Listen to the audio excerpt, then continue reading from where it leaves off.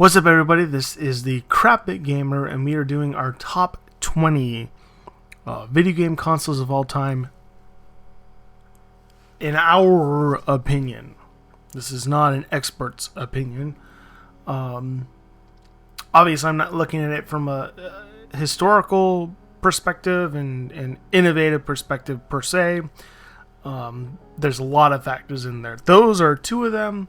Nostalgia, as you know, if you have seen any of my other videos, plays a significant factor, as well as experience.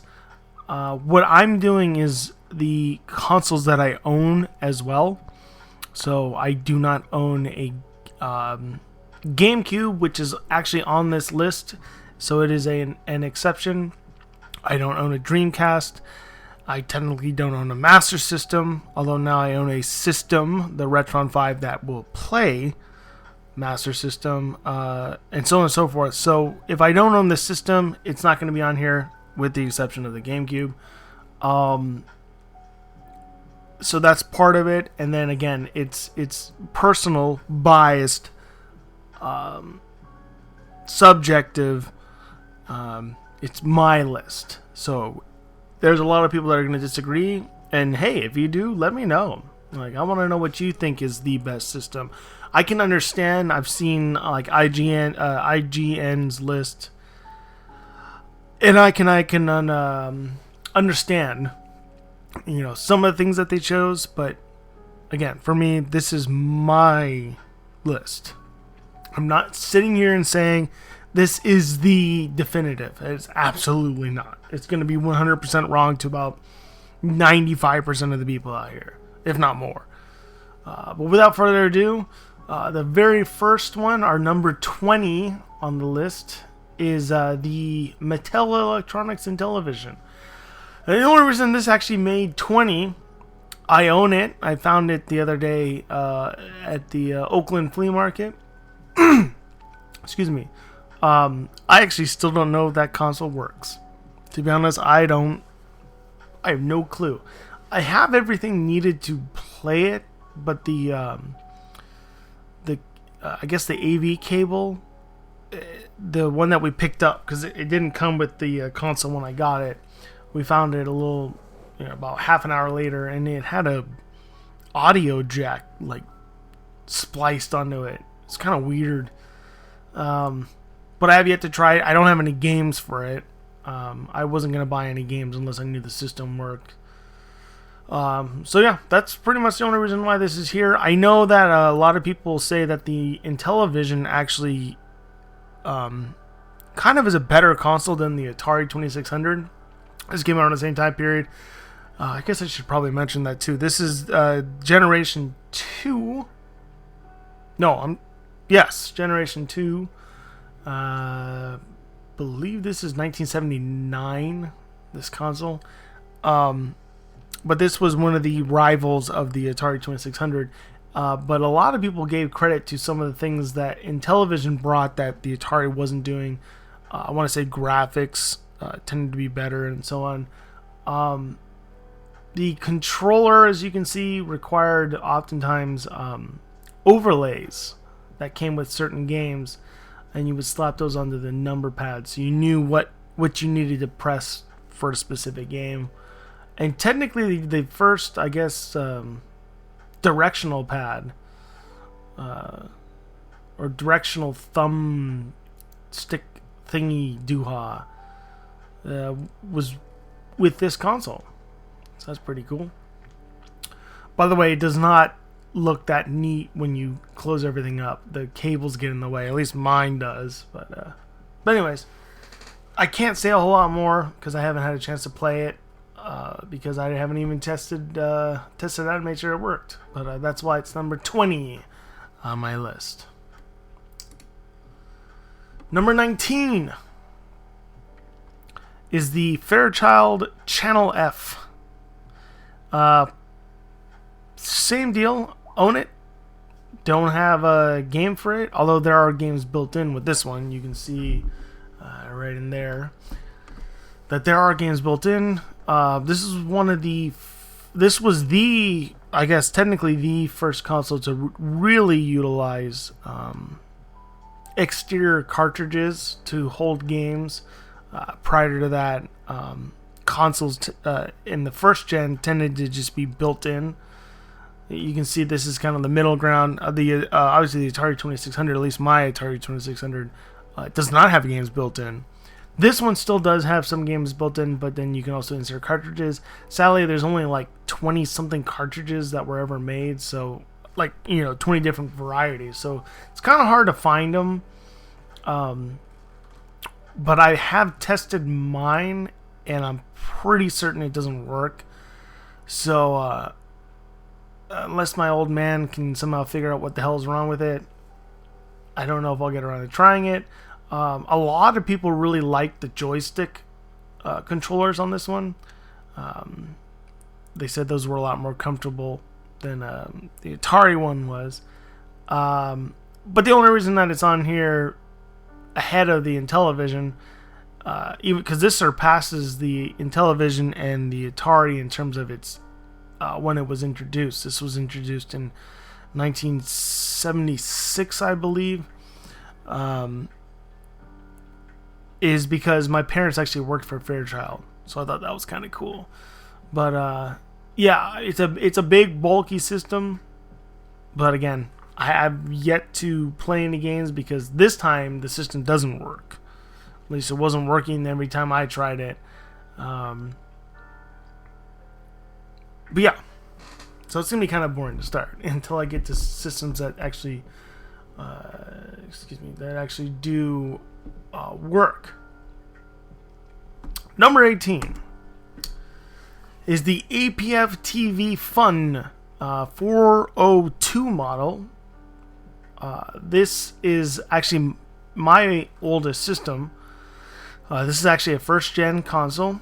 Those two nipple looking knobs are actually the knobs for the Pong, tennis, hockey, wall ball, etc. games. And then this, I don't know if this is the actual model. I just grabbed whatever I thought was the most decent picture, as though it's really tiny for you guys.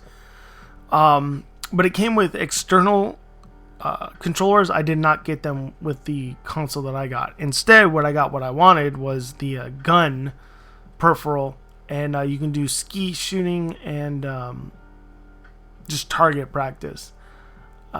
Super light, super basic. All the games are loaded on it. There's no cartridges, no nothing. But just the fact that I was able to actually play it is why it sits right here at number 18. That's all I got on that one for right now. I'm literally the only game that I can play because my whoa, Jesus. The only games I can play on it, thankfully, are the shooting ones. And the shooting ones are super basic. You're just shooting at a freaking white square on a black background. I mean, it's about as basic as you can get, but hey, you got to start somewhere. Anyways, number 17 is the Atari Lynx. And I just recently got this bad boy about a month ago. Super cool. I'm gonna eventually review it, go over it.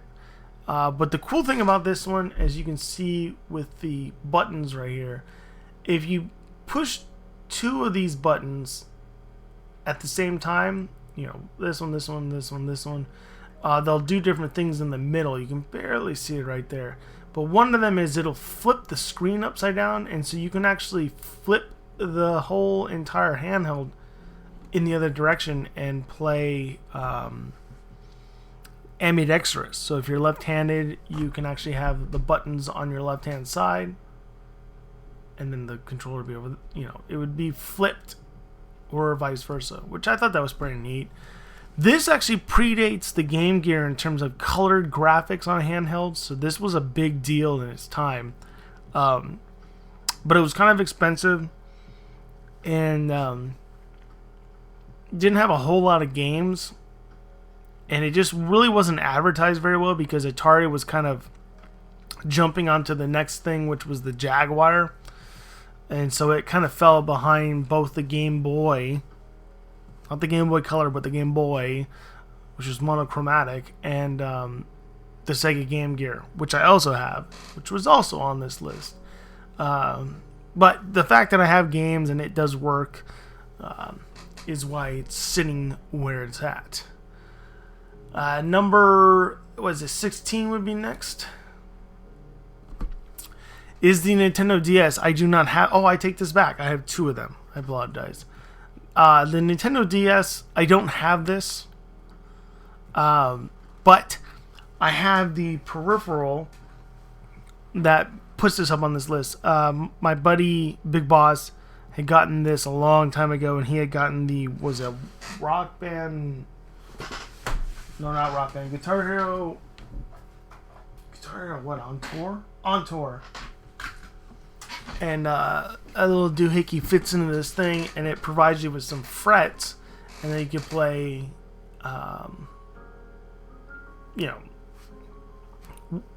Guitar Hero songs on your DS, and you would strum the board, and that would be like the fret area. I played it a couple times. It was definitely different, but other than that, I've never played the DS. So the only reason it's on there is because of that memory. And so that's why, thank you, nostalgia, the DS gets the number... Oh, man. I wish I had labeled this differently. So that'd be, 20, 29, or 19, 18, 17, like 19, or 20... 19, 18, 17, 16. So I just got to do one. No, I'm never going to remember this. But anyways, number 16, there you go. Number 15 is the GameCube. And this just works out perfectly. This is the other system I don't have. I had a chance to buy it not too long ago. I think I made mention of it. But it might have been in the video that I did for this prior that I didn't use. But this is the Nintendo GameCube. I totally forgot to do the generation thing, but forget about it. I'm done at that point. I'm going to probably do a better PowerPoint at some point for other things. But this would be the... hold on. For 6th generation. It should be 6th generation. And the only reason it's on here is because when I was in high school, we had this thing called mock convention, which is kind of relevant nowadays. It's too bad we didn't really realize it at the time. But you had, your conservative, moderate, liberal candidates, and then you could have two extreme parties. I happen to be, looking back on it now, it's kind of funny because I'm the total opposite of that, but we were part of the fascist party because this really smart dude thought it'd be really funny to be part of the fascist party because it technically is a party, and he was sticking it to the high school, and the high school had to accept it. So we were part of the fascist party, and we got a lot of flack, obviously, and one person in particular, she chewed us a new one. Said we're not going to amount to anything this election, which, to be 100% honest, I think usually that would be the case. But enough connections between all of us in that group made us relevant enough that we ended up taking third, but we actually decided the winner because we eventually our representative eventually conceded and then said, hey, vote for this guy. And so, which ended up being the liberal guy, so that kind of worked out in the end anyways. But the main reason that I know about the GameCube is Smash Brothers, at the time, this would have been 2007, was still huge. And so all they did, pretty much my entire fucking day at school was just spent watching people play Super Smash Brothers on the Nintendo GameCube. So, and it sticks with me. One of my fondest memories of especially my senior year was watching a bunch of people play Super Smash Brothers, and that's all I did for the entire day. Like, Jesus. Anyway, so that would be number what?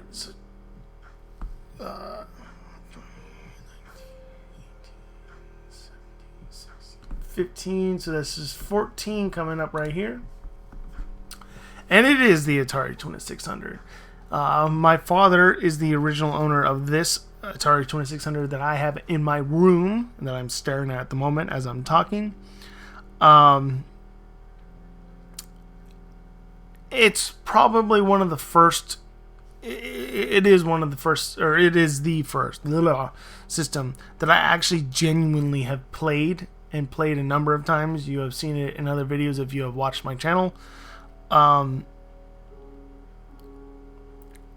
thing is I can appreciate, how dingy the graphics are for the time period. That's totally fair. At the same time, I was not from this time period. I didn't grow up in this time period. So for me, there's not that sense of nostalgia.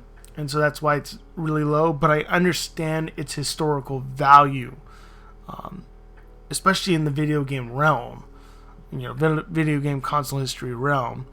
But because I did not grow up in this time period, that's why it is so low and where it's at right now. At number, it should be 13 right now, right? Let's just try it again. So it'd be 20, 19, 18, 17, 16, 15, 14. So 13 is the Nintendo Entertainment System. The American Nintendo Entertainment System. Which I know IGN has actually put at number 1. I understand why. I actually was late to the party with this console. I knew of its significance and of its games. But I was born in 1988, but I did not own a NES until 3 or 4 months ago, believe it or not. I have played some of the games that are on there, but again, nostalgia plays a significant factor in my ratings. And, because I did not utilize this growing up, it did not mean the same to me. But a number of the games on here are brilliant, and I understand its significance, and hence the reason why it's here. I just said 13, right?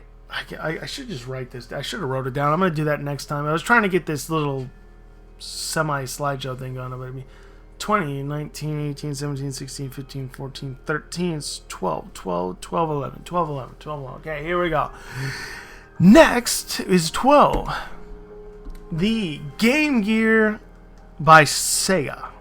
Yes, I mentioned this earlier when we were talking about the Atari Lynx.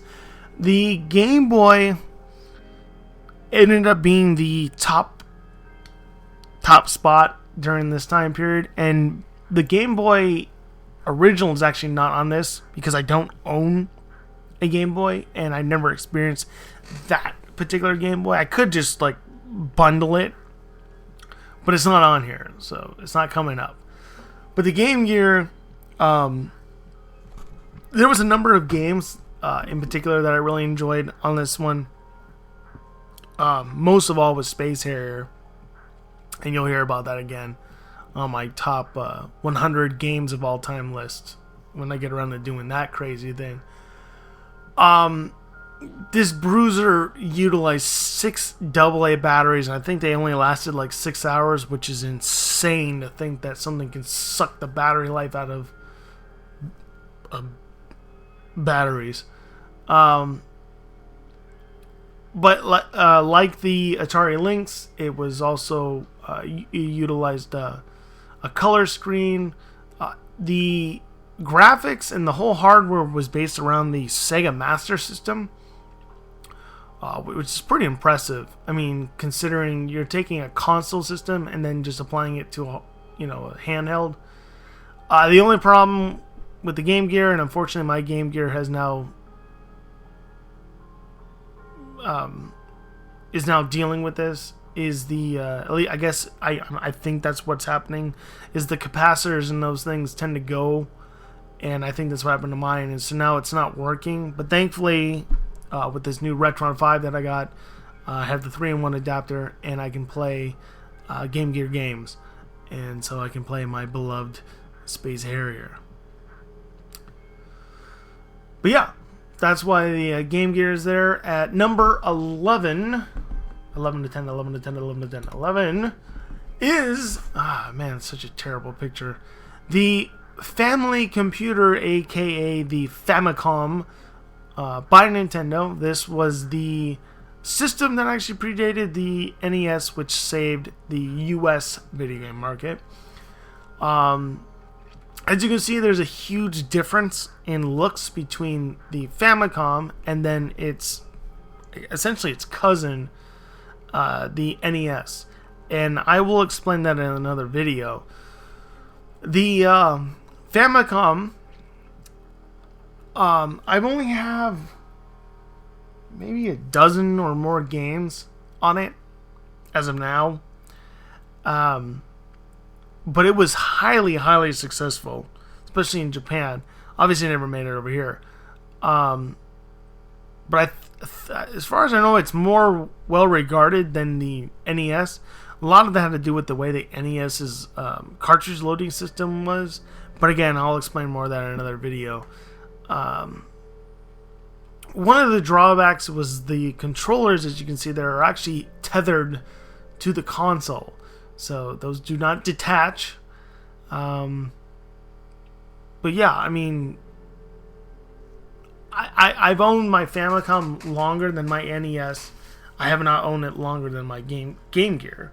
But it was my first actual true introduction into games like Kirby, certain baseball games. I got to play some of the Super Mario games and so on and so forth. And so that's why it gets the nod. Plus, it's Japanese market, so it's going to get the nod. Number 10, right? Are we at 10? So the 20, 19, 18, 17, 16, 15, 14, 13, 12. Oh, no, 11. What? 11. 10 is the Genesis or the Mega Drive, as this one is called, the Mega Drive. In the United States, it's the Sega Genesis.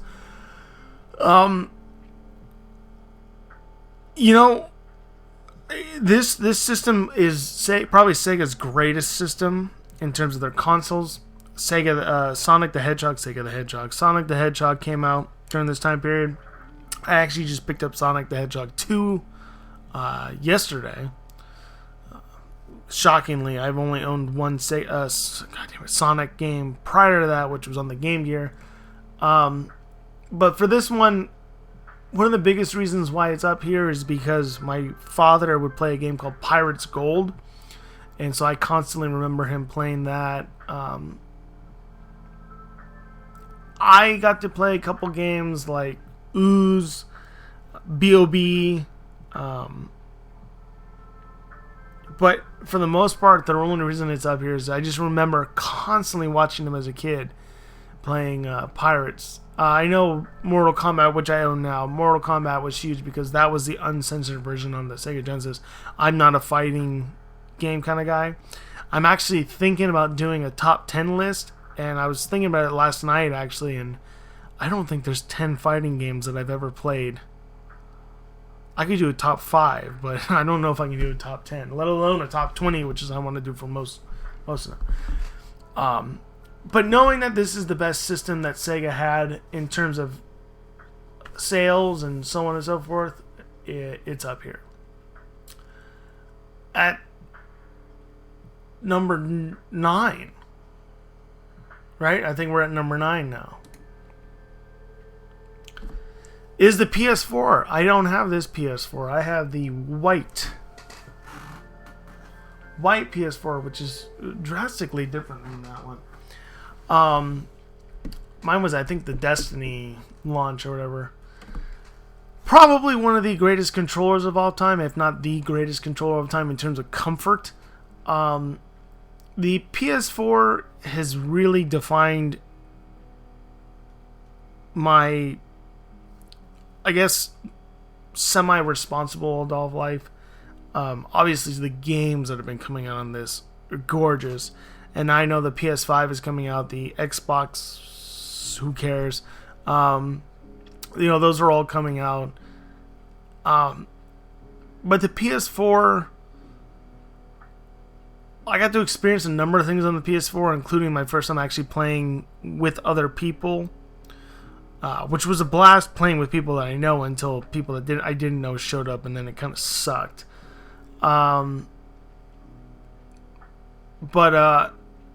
Yeah, I mean, part of the reason why it's so low compared to some of the other PlayStations on here, because there's a lot of PlayStations coming up, is certain lifestyle choices have come around the PS4, and so I guess that's why it would sit the way it is. Plus, it's also, there's still plenty of time for me to develop opinions on it now that it's sort of coming to an end. It's easy for me as a nostalgic kind of a guy to make opinions on things once they've already passed. PS4 is still relevant, and it'll be relevant for another few years. But I definitely want to throw out that probably the most comfortable controller of all time is the PS4 controller, at least in my opinion. At number 8, I think, should be number 8. Oh! Well, I muffed that one up. At number 8, as you can see, on the next two, is that's actually the Game Boy that I have, the Pokemon edition, but the Game Boy Color. Man, some really, really, really incredible memories are attached to this handheld. I'm not really a handheld kind of a guy, but I'm Japanese. I was lucky enough, Pokemon and Pokemon's going to show up in my top list, for sure. I was lucky because I had a Japanese grandmother, or I have, thank goodness she's still alive. But I have a Japanese grandmother who would go to Japan a lot back then. She was a lot younger-ish, and she would bring back a lot of the Japanese Pokemon cards. So the Neo set, if anyone's a big Pokemon person, the Neo set that came out, that would have been after the Fossil and Jungle. I think the Neo was the next set. I got those promo cards while we were still starting to get into the Jungle and Fossil set. So I was the coolest dude in the world in school, at some point when it came to Pokemon, even though I was a total nerd and I got bullied like crazy. And but everyone wanted to have the Game Boy Pokemon games. That and the was it the Pikachu? What the hell was that thing called? It was like a Tamagotchi for Pikachu. I can't remember. Excuse me, I can't specifically remember what the hell that thing was called. But yeah, the Game Boy Color. There was a couple other games that I did play that I really enjoyed. Even though I never even got close to finishing Mission Impossible, I loved that I had written something in the little codex thing that they give you, and to this day it's still there. It's still saved, and I wrote that in the 6th grade. So we're talking 20 years ago. I wrote that shit, and I can still see it. Amazing. But yeah, that's why that's there. I didn't get much more into Game Boy after that, but the Pokemon games alone, and Harvest Moon was fun to an extent, but Pokemon, those blue, I had blue and yellow because of the special edition. Carry this one for me into number 8. I don't even know. 1, 2, 3, 4, 5, 6, 7, 8, 9, 10, 11, 12, 13. 20, 19, 18, 17, 16, 15, 14, 13, 12, 11, 10, 9, 8. Number 7. Sorry, math is not my strong suit. Number 7. Oh my god, I did it again. For fuck's sake. Number 7 is the PS2, which we already knew. I have both of these, the Slim and the original. Obviously, you can tell this is the original. This is the Slim. And this is the PS2 controller. The PS2 is on here over the PS4 because a number of the games that I played at this time period, I genuinely remember because I would want to come home from school, and this was around the time period where I could still kind of rush through my homework, and then when I got home, if I wasn't going to go outside and play, or play hockey or play with my friends or whatever, then I could play video games. Onimusha to me really stands out during this time period. The Getaway was really good, but the whole Onimusha series in particular really stands out during this time period. God of War started on this console. I mean, a number of games that I eventually ended up getting into started on this console. Sadly, a number of games that I really enjoyed ended on this console. But it was a brilliant system because it was backwards compatible. And I know that the original PS3 was backwards compatible. Unfortunately, my backwards compatible PS3 crapped out. I think I overheated it. So I got the non-backwards compatible. But it was a brilliant system. The Slim is awesome. I mean, it takes up less space. That's what I use nowadays for my... if you've seen my Time Crisis, Maximum Force, etc., any videos that I've done PlayStation related have been through the Slim, but that's why the PS2 is there at number 7. I'm guessing. I don't even know anymore. Obviously, you guys are trying to keep track, but the next one is the Nintendo 64, and probably one of my least favorite controllers because it's so cumbersome. If you have to play certain games where you have to use both, like first-person shooters are kind of a pain in the ass. I mean, you get used to it eventually, but they're kind of a pain in the ass. Especially one of my favorite Nintendo 64 games, which is Perfect Dark. But some of my favorite games have come off of this console.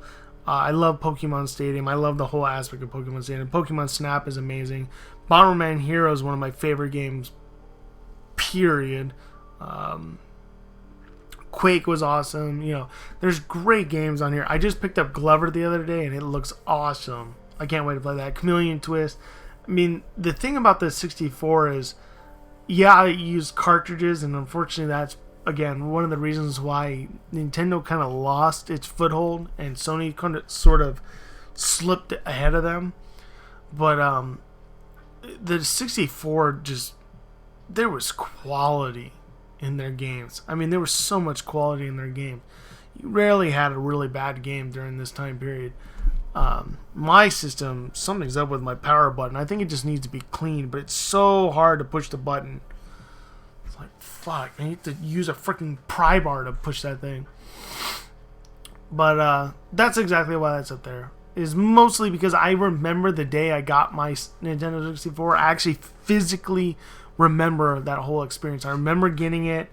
I remember us having to go to the softball fields, which I now work at, or did until the pandemic. And I remember just being like, yeah, just be patient. You get to go home and you get to play Pokemon Stadium. But I physically remember that, and that was a cool moment, because I don't really remember getting the PlayStation. I don't remember the Saturn. I don't remember the Genesis. I remember us buying. That was the first system I remember physically buying, was the Nintendo 64. So that's why that one's on there. Next is the Super Nintendo. Now, I remember the 64 being bought. I don't remember the Super Nintendo. I remember probably above everything else. There's amazing games on the Super Nintendo. I mean, for fuck's sake. You have Desert Strike, Sunset Riders, Teenage Mutant Ninja Turtles, Turtles in Time, Super Mario World, Vegas Stakes, one of my favorite games, period, ever, period. It'll definitely be in my top 5. I put this one here, and I thought it might go a bit higher. I was thinking about it, but my grandfather that had passed, 26 years ago, actually took time out of his life when he babysat us. He was willing to sit there and watch me play certain games, in particular Super Mario World, and it was on this system. This was the system for me where I got my passion for video games, where I what's the word? I guess I earned my licks and took my chops. Chops? I don't know what the phrase is. I can't think of the phrase right now. But this was the system. This was the one that I really formulated my video game identity with. Honestly, I thought it might be higher up, but I was thinking about it, and yeah, I did develop to an extent who I was, but the nostalgia set in, and the nostalgia beat me out on some things, because there's modern day ties to some of the ones that are coming up next. But yeah, this was the system right here, the Super Nintendo. My system does not look like that. It's yellow. I live with two smoking parents, and it is not that color anymore. At number, so what, this would be number 16, so number 4? No, 5. The Wii is number 4. Okay, at number 4, we have the Wii. And believe it or not, there's unfortunately sad ties to this in some ways. But, I would actually relive those again for a number of reasons if I could just restart from this time point. But when the Wii came about in my life, I had my 2 discs in my spine had blown out, and I was waiting. First, I was waiting for them to figure out what the hell was wrong, and then I was waiting for the procedure they thought would fix it, which it did. Within like 5 minutes, I was a happy camper again. Good old cortisone injections. But at the time, I was just graduating high school. I was starting to. I literally could not straighten up. I was bent over like one of those typical 100-year-old Japanese anime characters, and I was like, man, I really want to get a Wii just so I have something to do, because I knew you could be a little more active with it. So we went in line at Best Buy, our local Best Buy, and we happened to be number 19 out of 20 that was able to get it, because at the time the Wii was a pain in the ass to get, and we were lucky enough to be able to get it. I got Wii Sport, and the rest was history. I did a lot of I actually learned how to bat left-handed because of Wii Sport. Did a lot of tennis, bowling, whatever. And then we ended up getting other games like Red Steel was a big game for me. Smooth Moves, that was a huge game. I had some amazing experiences with that. And so that's why the Wii stands where it is. And there's been some good games since then. But this system got me through some really hard parts of my life. 13 years ago, almost 14 years ago. So I owe this console for getting me through that, and then having some good experiences with some good people that I really miss. I don't get to see anymore. And so that's why it's number 4. Number 3, the original PlayStation.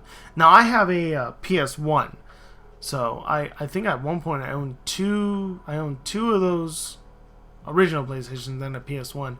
I own 2 PS1s actually, and both of them have screens attached to them, which I've shown in another video.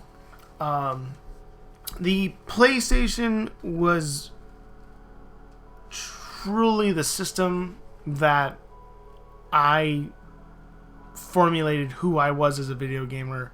Really started to get into video games.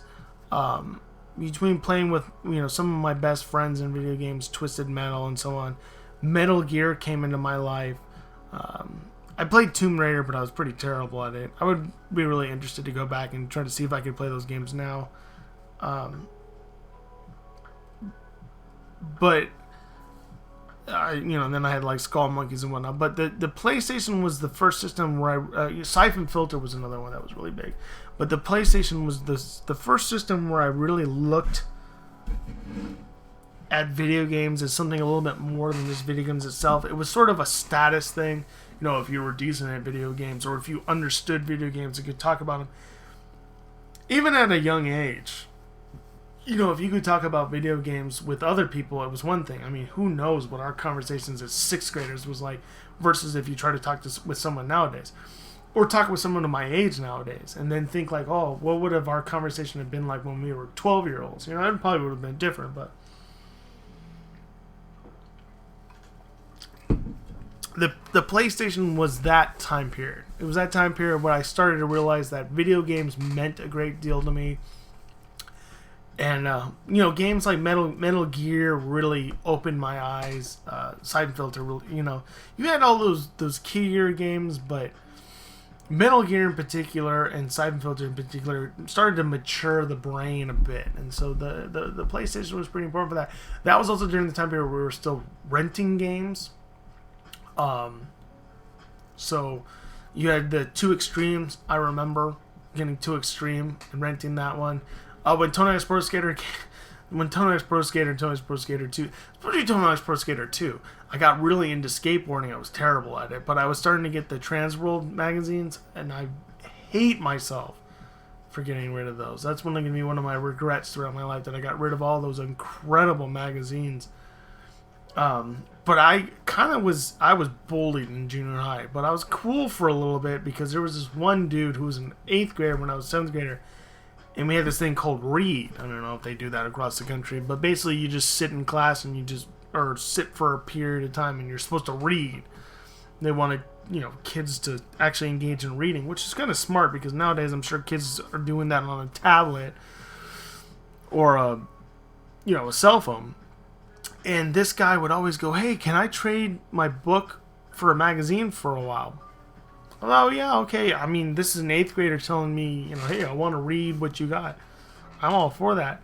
And so he would always read my magazine, and I'd read whatever the hell he gave me, which I wasn't interested in. But, yeah, I regret to this day that I think I donated or something happened with all those ones. But, man, I had young Eric Costin, Colin McKay, which, you know, I can relate to that guy. I used to have his shoes. God, I miss those DCs. But anyways, that's why the PlayStation is at number 3. At number 2 is the PS3, which I'm going to be playing with in a little bit again. A number of games, a number of series I got to start developing. Obviously God of War and Metal Gear branched over. Assassin's Creed started on this console. Resistance started on this console.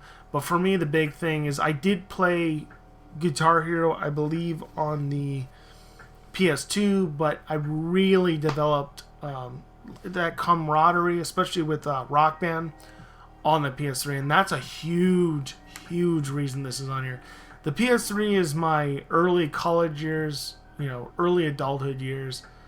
It's kind of a reminder of the end of, I guess, the nostalgic good times and the beginning of what was real in the world and what is supposed to be real in the world. Catherine, which is, again, another top 5. I'm not going to say where everything is, but Catherine came about on the PS3. Just so many incredible memories happened during that PS3 era, and some really, really bad memories came about during that era.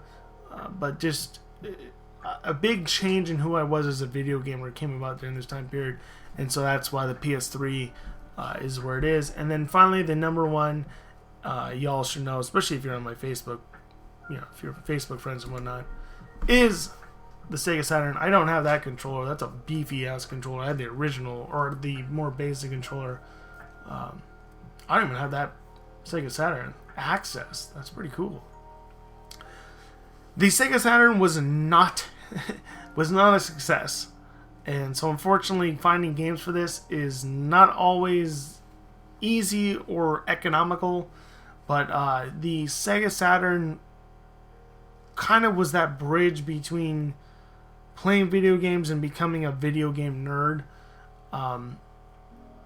The PlayStation was more initially like the one that got me over, but the Sega Saturn, there's something about, especially because there's so few games, so I can only base it on certain games, but Daytona and Knights, Virtua Fighter, Virtua Cop, Panzer Dragoon, a lot of these games, between the visuals and the gameplay and the music, and then to top it all off, the fact that the Sega Saturn has a huge connection to the vaporwave scene.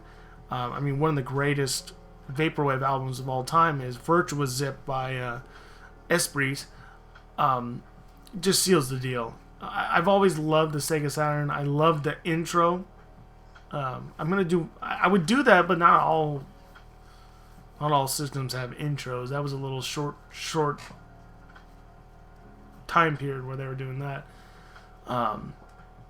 But I don't know, there's just something about the Sega Saturn that really resonates with me to this day. Unfortunately, it's so damn difficult to find games, and when you do find games, they're kind of expensive. But yeah, the Sega Saturn, just nostalgic wise, I can't beat it. It's part of my favorite part of my life. In that mid 90s, I was still a little kid.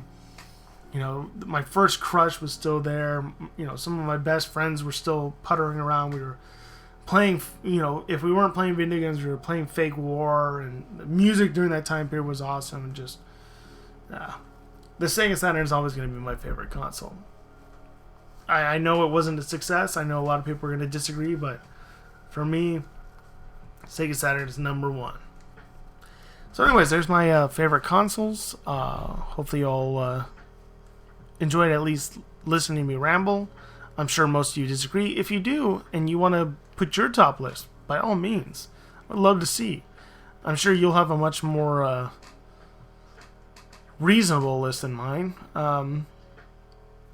But if you're even watching it, thank you so much for watching. And if you made it to the very end, I mean, for fuck's sake, thank you. And hopefully you'll watch some other videos. But as per usual, I am the Craphead Gamer. We'll try to come back with some more of these top lists. I would definitely like to do more of these. This was my top console list, so that's the first one. There we go. Anyways, see you all soon. Bye!